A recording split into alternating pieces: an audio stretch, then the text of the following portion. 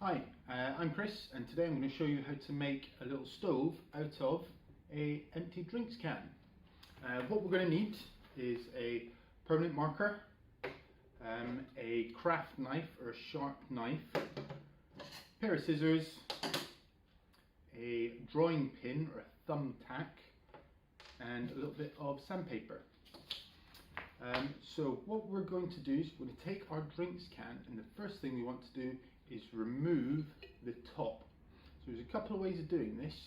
We can take it outside, find a paving slab, find something rough, and rub and rub and rub. And we start to wear out the rim of the can. And eventually what happens, once it's worn out, we can remove the top section of the can. Now, with our sandpaper, I'm going to very carefully remove any of the sharp edges. We'll be doing this throughout the build. Anytime there's some sharp edges, we'll stop, we'll take a moment.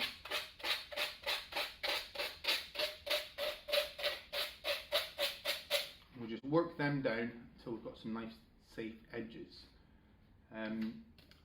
You can, of course, get cans that just have the ring pull top, but they're sort of few and far between. But if you know how to find one of them, then that saves this step. Another way of doing it as well is using our sharp knife and our drawing pin. We can make a series of holes around the can and carefully cut in between the holes until we can remove the top. Might just need one last cut on there. I'm going to show you how to do that way right now. So we take our drawing pin, I'm going to punch a series of holes in the can. I'm going to work all the way around the little inner rim just there. I'll keep on going all the way around.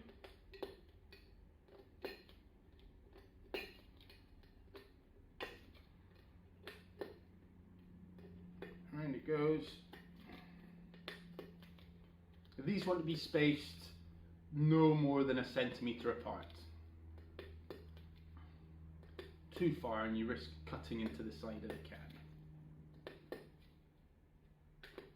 Alright, now I've gone all the way around the can, don't know if you can make that out. I'm going to take my sharp knife, now a little craft knife is ideal for something like this. Very carefully I'm going to put the tip of the knife in one of the holes and gently push down. And what will happen is it should start to slice through the thin can until it meets the next hole. And I'm going to repeat that. Go all the way around the can. I'm careful not to drop it.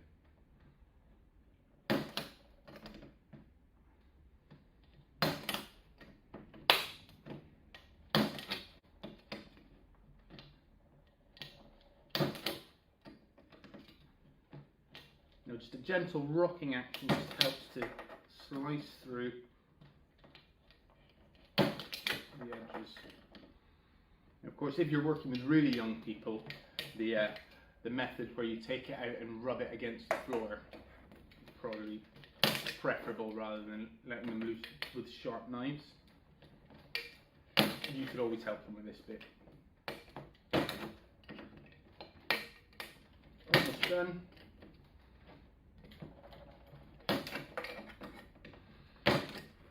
Of course, once we've got the lid out, we'll use our sandpaper to remove any of those sharp edges.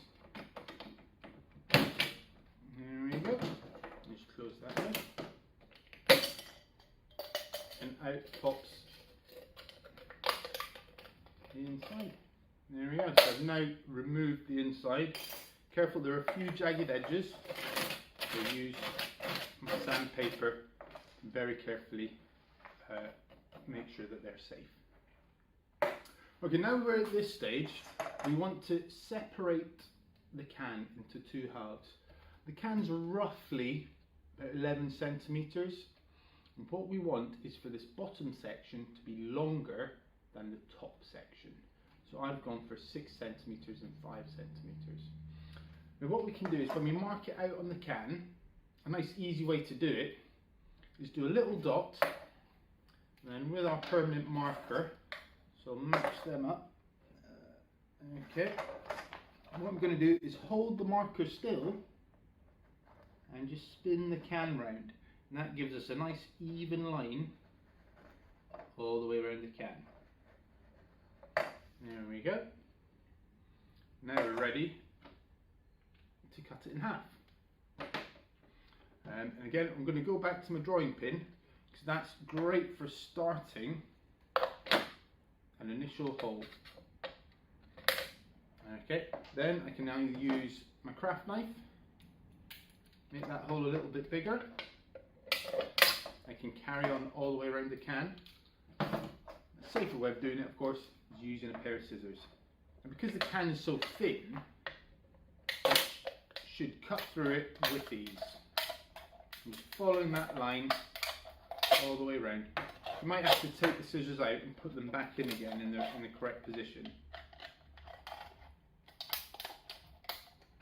Again, just watching our fingers near the cutting edge for any sharp splinters.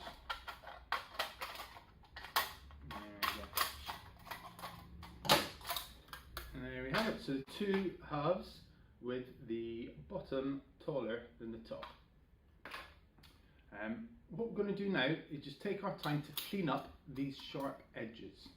Okay, so we can go around and trim very carefully with the scissors, making sure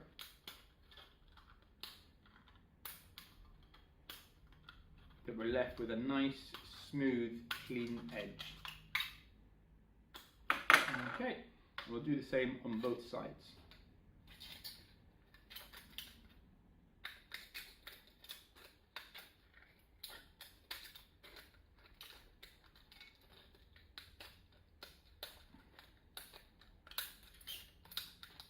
So the top edge is the edge that's going to be on the outside, so really important we take extra care on that one.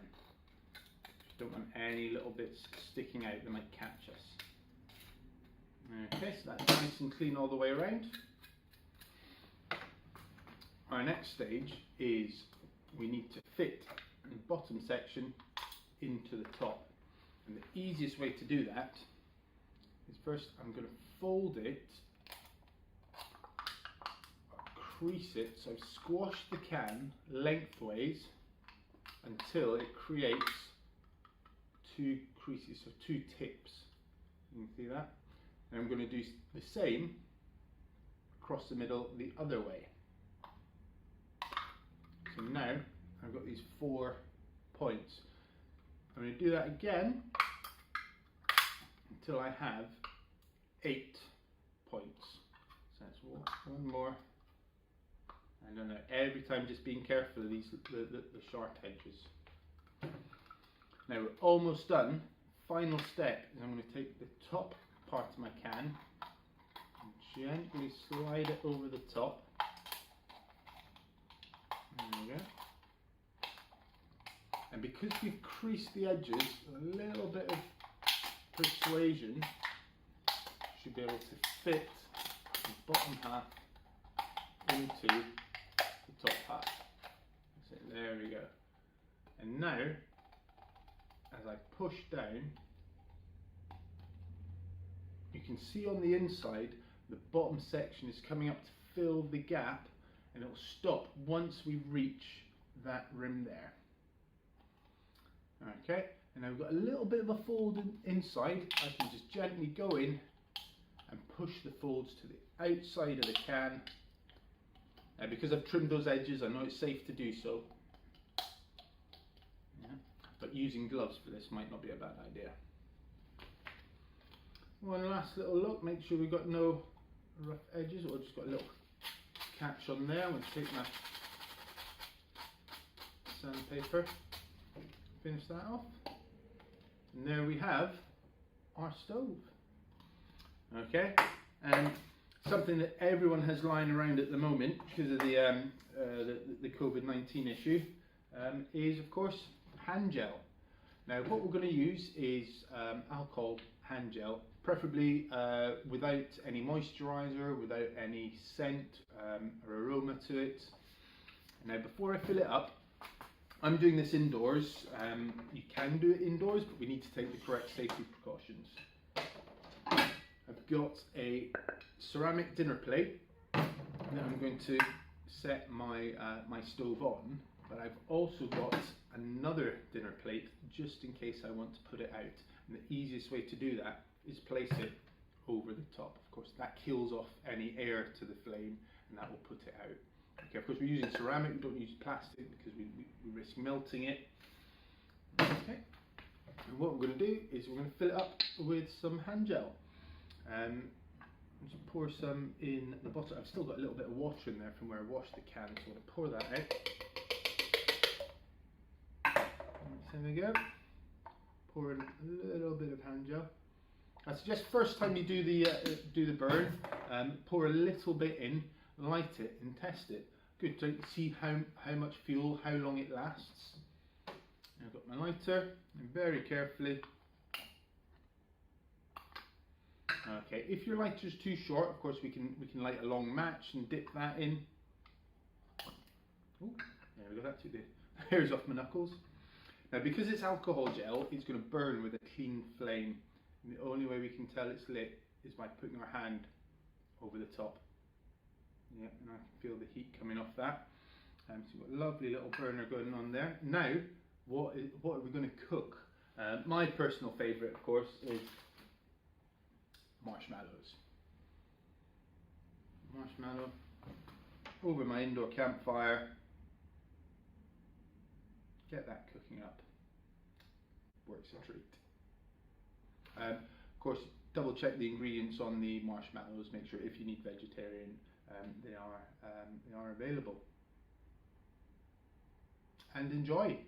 Cheers.